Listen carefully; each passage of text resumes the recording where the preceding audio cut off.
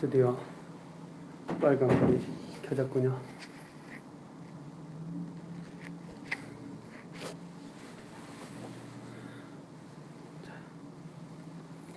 안녕하십니까. 아침에 일어나 슬기로운 신앙생활 아일신 15번째 시간입니다.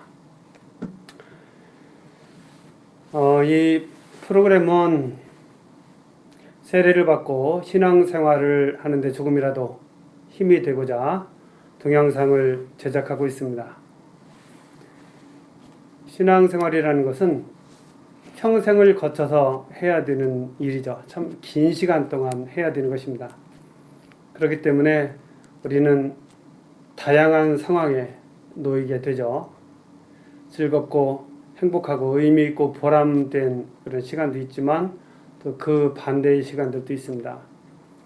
또 우리가 젊어서부터 신앙생활을 하게 되면 젊었을 때의 이 나름대로 신앙에 대한 이런 느낌도 있고, 그렇지만 또 나이가 들고 또 오랜 시간이 지나면서 신앙에 대해서 여러 가지 생각을 가질 수도 있죠.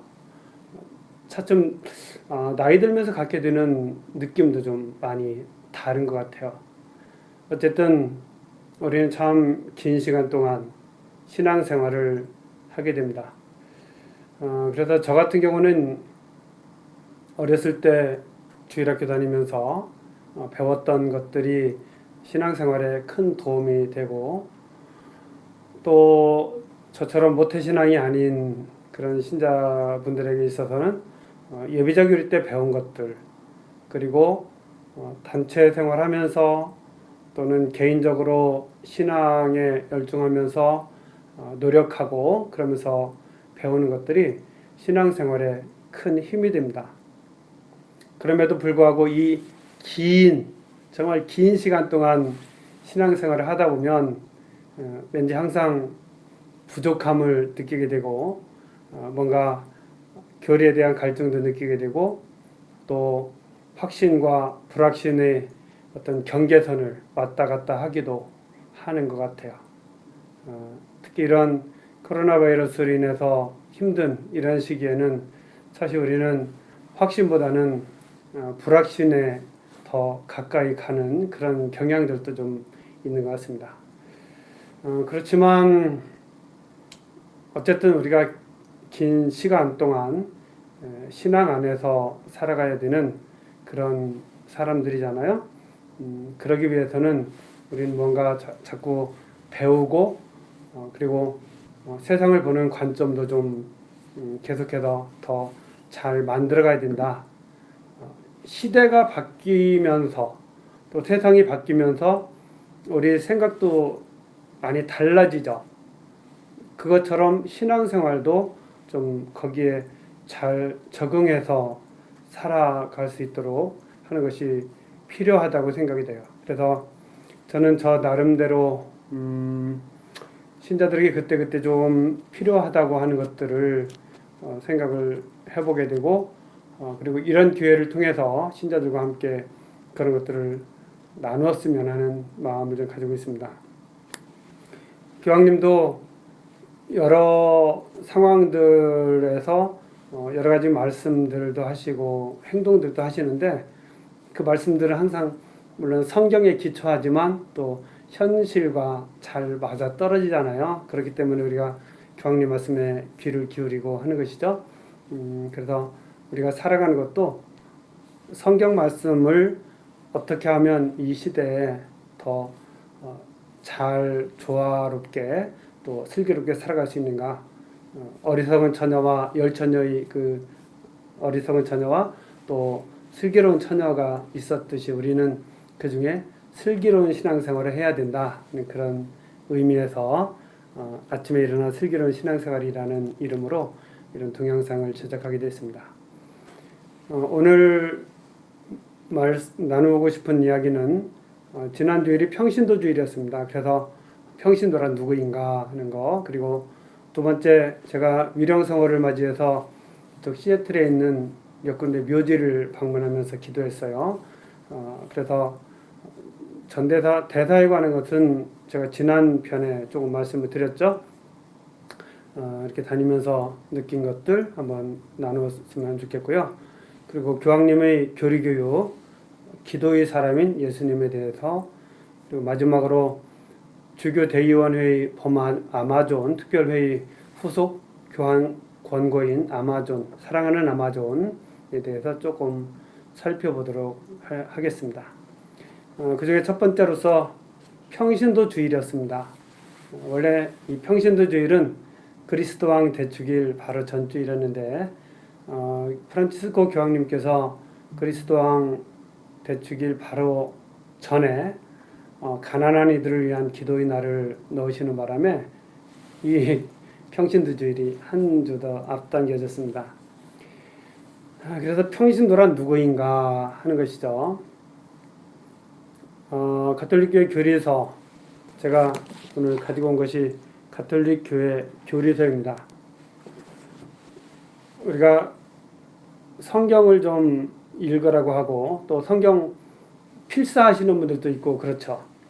저는 대단히 중요하다고 생각을 해요. 그런데 또 그것만큼 중요한 것이 성경을 기초로 해서 우리 교회가 가지고 있는 아주 중요한 보화라고 할 수 있는 이 가톨릭교회 교리서를 읽고 공부하는 것도 저는 대단히 좋다고 생각을 해요. 두 가지 공통점이 있습니다. 다 어렵다는 것이고 두껍다는 거예요. 두꺼워요. 상당히 두꺼운데 조금만 우리가 누구의 도움을 받거나 해서 보면은 그래도 많은 부분 이해할 수 있으리라 생각이 들어요. 사실 어렸을 때 주일학교 다니면서 배운 교리 교육을 가지고 평생 사는 것도 좀 쉽지 않고요. 그리고 세례받기 전에 예비자 교리를 할 때 그때 배운 거 가지고서 평생 신앙생활을 하는 것도 쉽지 않습니다. 그래서 여러분들이 교리서나 아니면 가톨릭에 관한 이런 책들을 가끔 보면서 살아가야 된다. 그런 필요성을 저는 말씀을 드리고, 어떤 신부님은 이것을 같이 통독도 하고 필사도 하고 그러는 분도 제가 본 적이 있습니다. 좋은 방법인 것 같아요.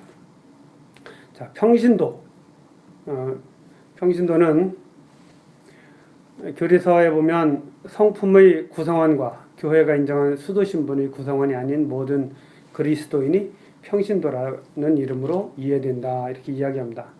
그러니까 그리스도인이라고 하면 여기에는 성직자와 수도자 그리고 평신도 모두를 그리스도인이라고 이해합니다. 그리고 그 중에 성직자들과 수도자들을 제외한 모든 사람들이 바로 평신도라고 불리운다, 이런 것이죠. 세례로 그리스도와 한 몸이 되어 하나님의 백성으로 구성되고 그리스도의 사제직, 또 예언자직, 그리고 왕직에 자기 나름대로 참여하는 자들이 되어 그리스도교 백성 전체의 사명 가운데서 자기 몫을 교회와 세상 안에서 실천하는 사람들, 그리스도인들, 그들이 바로 평신도들입니다. 그러니까 이 사제직, 예언자직, 왕직, 이것은 이제 우리가 세례를 통해서 받게 된 것이죠. 뭐 일반 사제직, 일반적인 그런 사제직, 예언자직, 왕직이 있고 또 직무 사제직이 있다고 하죠. 저 같은 경우 이제 직무 사제직이라고 할 수 있는데, 그런데 이 교회 교리서에서는 평신도들이 얼마나 중요한 사람들인가 하는 것을 이야기하고 있어요. 자기에게 주어진 고유한 몫이 있다는 것이고, 그리고 그것을 교회와 세상 안에서 실천해야 된다. 가톨릭교회 교리서는 897항에서 이야기를 하고 있습니다. 또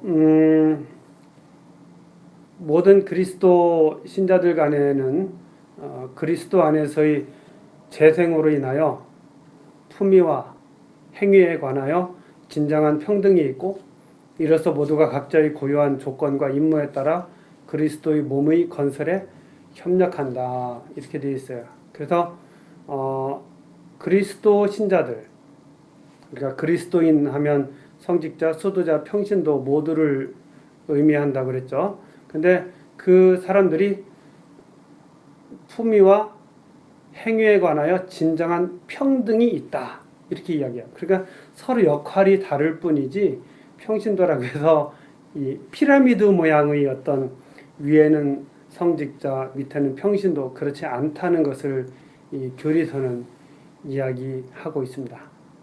그리스도의 몸의 건설에 서로 평등한 사람으로서 하느님 앞에 같은 자녀로서 협력해야 된다. 이렇게 이야기하고 있어요.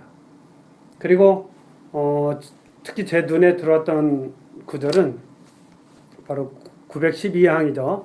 신자들은 교회에 결합되어 자기의 본분이 된 권리와 의무 그리고 인간사회 구성원이 되어 자기에게 딸린 권리와 의무를 구별하도록 열심히 배워야 한다. 물론 의무와 권리 이것을 잘 배워야 된다고 이야기하고 있습니다.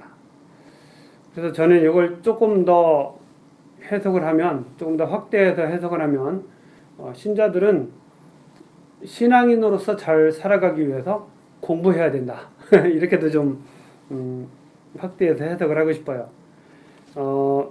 왜냐하면 이거는 신자로서 아주 중요한 것이라는 생각을 합니다. 우리가 알면서 하는 신앙과 잘 모르면서 하는 신앙은 좀 많이 다르다고 생각이 돼요.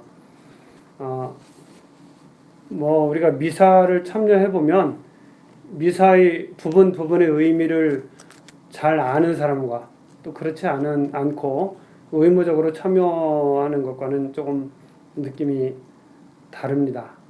다르고 그래서 저는 신자들을 구분하는 건 아니지만 어떤 분들은 묵주기도만 열심히 해도 된다 그렇게 말씀을 드릴 때도 있는데 그렇지만 또 어떤 분들은 배워야 된다, 공부해야 된다, 알아야 된다.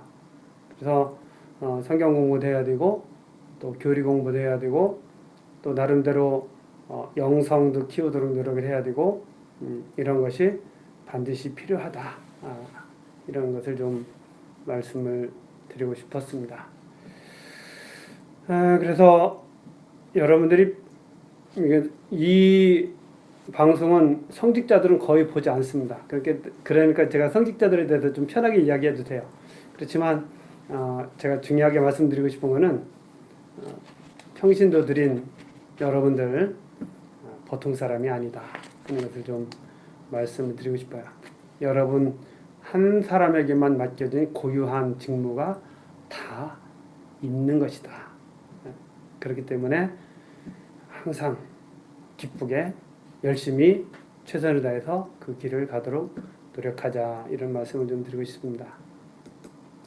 또 이 위령성어를 맞이해서 제가 묘지 기도를 좀 종종 하는데요. 매일 하려고 했지만 못 가는 날도 있는 것 같습니다. 제가 제일 가까이 있는 에버그린 와쉘리 세미터리라고 바로 근처에 있는 묘지를 가서 기도를 해봤어요. 근데 거기 가보니까 한쪽에 비석들이 잔뜩 있어요. 1차 세계대전, 또 2차 세계대전 거기 비석에 쓰여 있어요. 그리고 베트남 전쟁, 그리고 코리아 워라고 되어 있었습니다. 한국 전쟁에 참가했던 사람들이죠. 그러니까 여기가 국립묘지인 것 같아요. 국립묘지인데 저하고 아주 가까운 곳에 한국전에 참여했던 분들이 계시다는 것이 참 감동이었고요.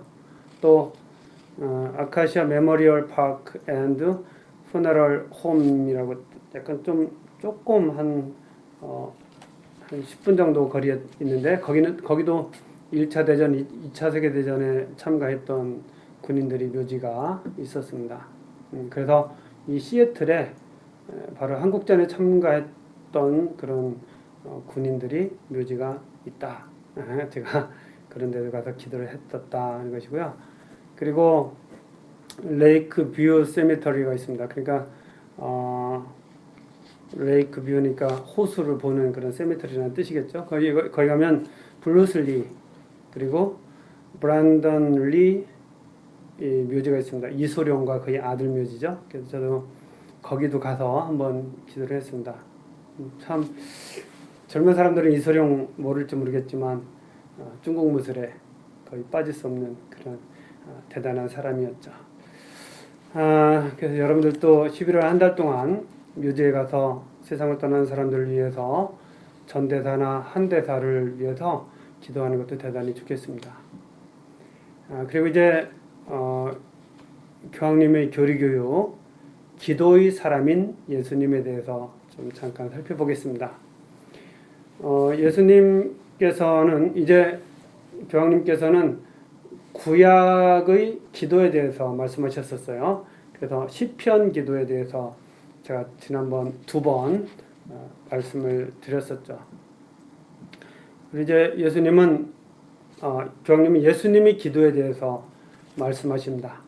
예수님이 요르단강에서 가르칠 때 많은 사람들이 가르칠 때 많은 사람들이 예수님께 찾아오죠. 그러면서 항상 자기의 그 부족함에 대해서 이야기를 합니다. 그때 예수님은 그들의 말을 듣죠. 그래서 예수님의 기도는 예수님이 이제 세례를 받으시는 장면도 나오죠. 세례자 요한에게 세례를 받습니다. 그러니까 이 요르단강이 바로 기도의 장소죠. 사람들이 예수님께 와서 죄를 고백하고 세례자 요한에게도 마찬가지죠. 그리고 세례를 받죠. 그리고 이제 예수님 자신도 세례자 요한에게 세례를 받게 됩니다. 그런데 거기서 제가 좀 보면서 교황님 말씀을 보면서 생각했던 것은 이 예수님의 공생활에서 보이신 첫 번째 행동, 그것은 백성의 공동기도에 참여하는 것이었다. 그러니까 예수님의 기도가 따로 있고 백성들의 기도가 따로 있고 하느님께 와서 죄를 고백하고 은총을 청하는 것이 따로 있었던 것이 아니고 예수님 자신이 바로 그 요르단강으로 가셔서 거기서 사람들과 함께 기도하셨다 하는 것입니다. 그리고 예수님 자신이 또 세례자 요한에게 세례를 받으시죠. 세례자 요한이 제가 선생님께 세례를 받아야 할 터인데 어떻게 선생님께서 저에게 오십니까? 라고 말씀하시죠. 세례자 요한이 예수님이 누군지 알았었겠죠. 그런데 이 행동을 통해서 당신의 행동이 아버지의 뜻에 순명하는 것이고 그리고 우리 인간의 조건들과 연대하는 행동이 바로 이 예수님의 모습에서 나타납니다. 예수님은 하느님 백성의 죄인들과 함께 기도하시는 것이죠. 바로 죄인들과 같이 세례를 받고 같은 그 조건 하에서 죄인들과 연대하면서 함께 기도하시는 것입니다. 예수님은 우리 세상 사람들과는 다른 분이신 것 같지만 그러나 죄인이 정의로운 분이시고 또 죄인이 아니시라는 것 우리는 잘 알고 있죠. 그럼에도 그분이 죄인의 사이에 들어오기를 바라셨어요. 그리고 그분은 우리에게 내려오셔서 우리와 함께 기도하신다는 것입니다. 우리가 기도할 때 그분도 기도하시며 우리와 함께 하십니다. 그분은 우리를 위해서 우리와 함께 기도하시는 분이시다.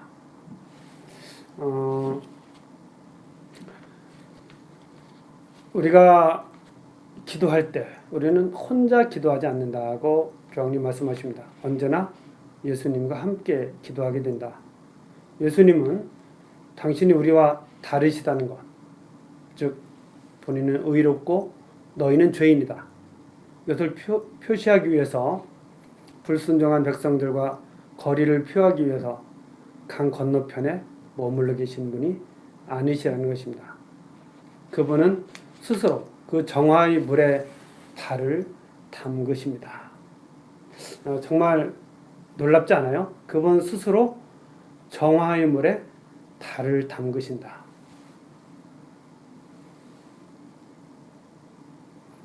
그분 자신이 죄인처럼 행동하시고 그것이 바로 하느님의 위대함이죠.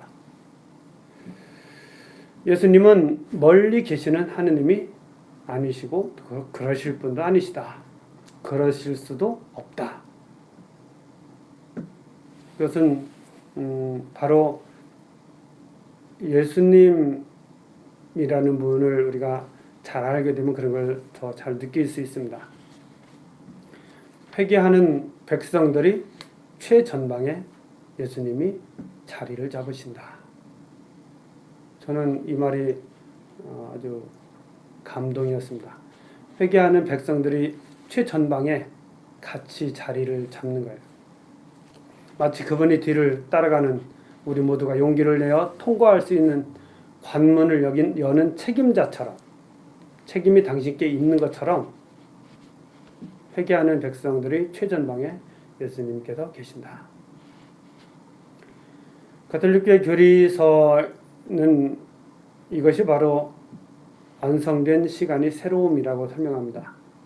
그래서 교리서를 보면 하느님 아버지께서 당신 자녀들에게 기대하시던 자녀다운 기도를 마침내 사람이 되신 외아들께서 사람들과 함께 그리고 사람들을 위해서 바치신 것입니다. 하느님께서 원하시는 기도를 사람이 되신 그 예수님께서 외아들께서 사람들과 함께 그리고 사람들을 위하여 바치셨다 하는 것이죠. 그리고 또 온 백성이 세례를 받은 뒤에 예수님도 세례를 받으시고 기도하시는데 하늘이 열리게 됩니다. 예수님은 기도하시면서 하늘이 문을 여셨습니다. 그 문틈으로 성령이 내려오셨다는 것이죠. 그래서 그때 이제 하늘의 목소리가 들려오죠. 너는 내가 사랑하는 아들, 내 마음에 드는 아들이다. 그래서 그 말씀을 통해서 예수님은 당신이 견뎌야 할 가장 힘들고 슬픈 그런 시간에도 머리둘 곳조차 없던 그분에게 이제 하느님께서 함께 하신다는 것을, 아버지의 영께서 함께 하신다는 것을 예수님은 알게 됐고, 그래서 예수님은 피난처가 한 번도 없지 않으셨습니다. 예수님은 아버지 안에서 영원히 사시는 그러한 분이시죠. 그래서 이 기도하시는 예수님을 통해서 우리가 볼 수 있는 것은 예수님은 항상 아버지 하느님과 기도 안에서 일치를 이루셨다는 것이고, 그리고 그 일치에 우리도 초대받고 있는 것이다. 그리고 교황님 이런 말씀도 하셔요. 그러니 저녁 기도 시간에 우리가 피곤과 공허를 느끼거나 삶이 완전히 무의미한 것처럼 보인다면 그 순간 우리는 예수님의 기도가 우리의 것이 되기를 간청합시다. 간청해야 합니다. 나는 오늘 기도할 수 없어. 무엇을 해야 할지 모르겠어. 기도하고 싶지 않아. 나는 기도하기에 합당하지 않아. 이렇게 느끼는 순간 우리는 예수님께서 우리를 위해 기도해 주시도록 우리 자신을 그분께 내어 맡기자라고 말씀하셔요.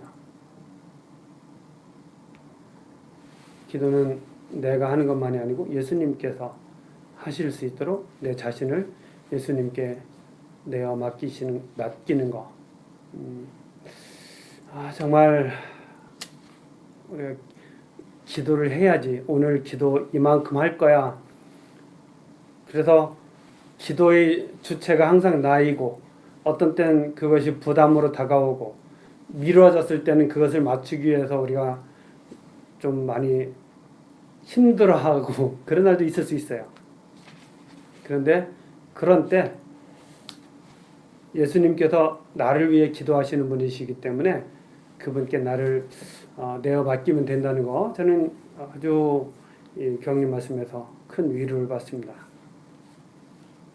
예수님은 모세가 홍해의 물을 갈라놓은 것처럼 우리 모두가 당신의 뒤를 따라 지나갈 수 있도록 하늘을 여셨습니다.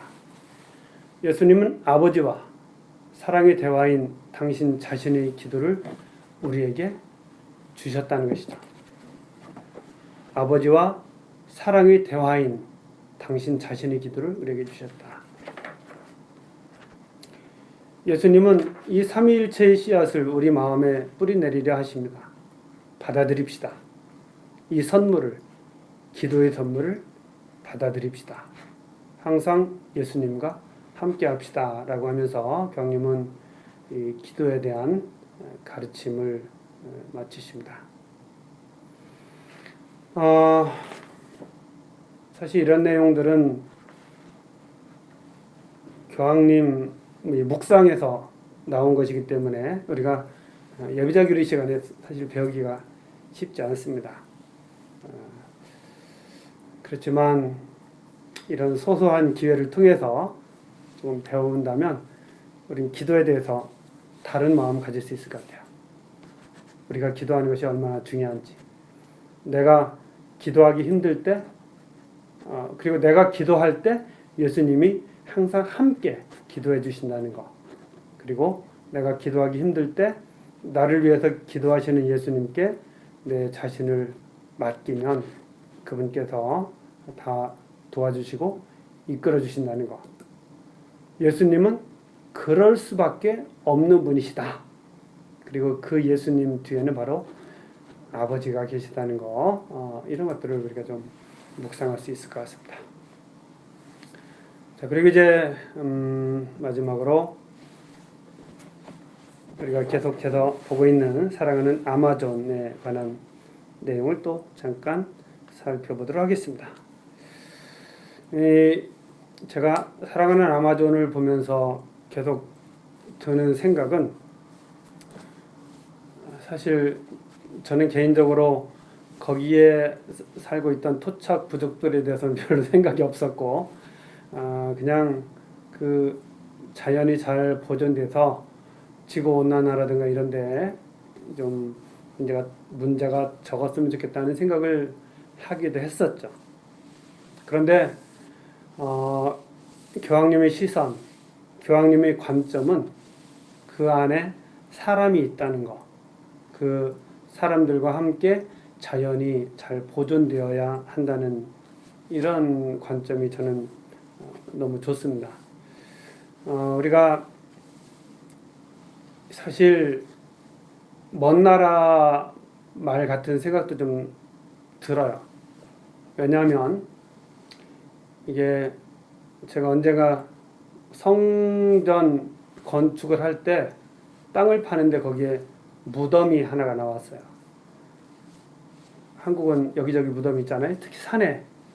근데 그 무덤이 다행히 이 공사의 과정의 맨 마지막에 해당되는 그런 부분에 있었습니다. 그래서 나중에 거기 돌아가신 분을 위해서 기도도 해주고 연도도 해주고 이렇게 해서 절차에 따라서 화장을 해서 잘 모신 적이 있습니다.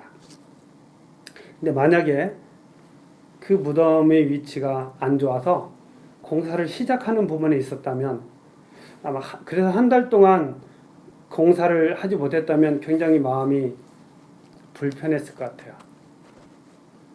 왜냐하면 나에게 직접 영향이 오기 때문에. 그럼 그렇게 정성을 들여서 장례를 치러줄 수 있었을까? 그러더라도 한쪽으로는 좀 하필이면 거기에 이런 생각이 들 것 같아요. 제 솔직한 마음이죠. 그런데 생각해보면 사회 안에서 일어나는 많은 일들이 그 불편한 지점에 있는 경우들이 있습니다. 이 아마존의 그 토착 부족들, 누군가에게는 불편한 위치에 있는 그 무덤과 같을 수 있다고 생각을 해요. 그것뿐인가요? 우리들 삶에 불편한 자리에 있는 사람도 있고 어떤 존재도 있고 꼭 알박이 땅처럼 항상 지날 때마다 거추장스러운 그런 걸림돌이 있을 수 있습니다. 그런데 교황님의 관점, 교회의 관점은 그것을 무시하지 않고 같이 가지고 가려고 하는 것. 저는 이것이 바로 그리스도의 사랑을 닮은 교회의 모습이구나 하는 생각을 좀 많이 했습니다. 토착 부족들의 삶의 본질, 그것은 행복한 삶이다. 그리고 그 행복한 삶에는 그들이 살아왔던 어떤 단체적인 그런 관습들, 여러 가지가 있죠. 자연과의 관계나 이런 것들이 있는데, 그런 것들을 우리가 교회가 받아들여야 된다. 아마존 토착 부족들을 위하여 그들과 함께 투신하면서 우리는 그들의 친구가 되고 그들에게 귀를 기울이며 그들을 이해하고 하느님께서 그들을 통하여 우리에게 전달하고자 하신 그 신비로운 지혜를 받아들이도록 부름을 받고 있다라고 이야기해요. 그러면서 이제 도시에서 그 아마존에서 떠나서 도시에 살고 있는 사람들, 그들의 어떤 모습, 만족할 줄 모르는 소비주의, 도시의 고독 이런 것과 맞서서 이러한 지혜에 대한 인식과 재교육이 필요하다. 교회 자체도 문화의 회복을 돕는 매개체가 될 수 있다. 그래서 이제 그 토착 부족들의 문화, 그것도 중요하고 또 거기서 얻은 지혜를 통하여 도시 생활에 대해서도 우리가 좀 얻을 수 있는 그런 부분들이 있는데 그런 것들이 같이 어울려져야 된다고 교황님 말씀하십니다. 또 73항에서는 더 나아가 토착화는 고양시키고 완성시키는 것입니다. 토착화에 대해서 말씀하시는 거예요. 모든 피조물이 상호 연결되고 상호 의존한다고 여기는 토속적 신비주의는 분명 존중받아야 합니다. 선물로 받은 삶을 사랑하는 무상성의 정신, 수많은 생명을 품은 압도적인 자연 앞에서 느끼는 거룩한 경외심, 이런 것들이 이제 토착 부족들이 가지고 있었던 것이겠죠. 그러나 이처럼 온 우주에 현존하시는 하느님과 맺는 관계가 우리 삶을 지탱해 주시고 우리 삶의 의미를 부여하고자 하시는 하느님 당신과 맺는 더욱 인격적인 관계가 되도록 노력하는 것도 중요하다. 그러니까 우리의 관점은 아마존 토착 부족들의 관점을 넘어서서 이제 하느님과의 관계 안에서 자연을 바라보고 세상을 바라보고 인간을 바라봐야 된다. 이런 뜻으로 좀 생각을 할 수 있겠습니다. 마찬가지로 참 하느님이시며 참 인간, 해방자이시며 구원자이신 예수 그리스도와 이루는 관계도 토착 부족들이 지닌 특징인 이 독특한 우주적 세계관과 상충되는 것이 아닙니다. 그분께서는 만물 안에 스며들어 계시는 부활하신 분이시기 때문입니다. 그리스도교 체험에 따르면 물질 세계의 모든 피조물은 강생하신 말씀 안에서 그 참된 의미를 찾습니다. 하느님의 아드님께서 몸소 물질 세계의 일부를 취하시고 궁극적인 변화의 씨앗을 세상 안에 심어주셨기 때문입니다. 성자께서는 영광스럽고 신비한 방식으로 강과 나무, 물고기와 바람 안에 현존하십니다. 변모된 상처를 간직하신 채 피조물을 다스리시는 주님이시기 때문입니다. 또한 주님께서는 성체성사 안에서 이 세상의 구성 요소들을 취하시고 만물의 파스카 은총의 의미를 부여해 주십니다. 성자께서는 모든 것 안에 현존하신다. 여러분들이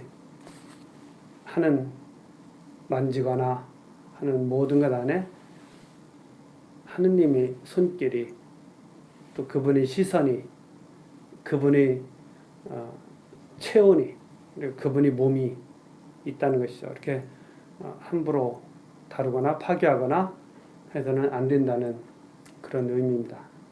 이 컵도 같은 것 같아요. 그래요. 이런 자연을 바라보는 관점, 신앙인의 관점이라고 생각이 들어요.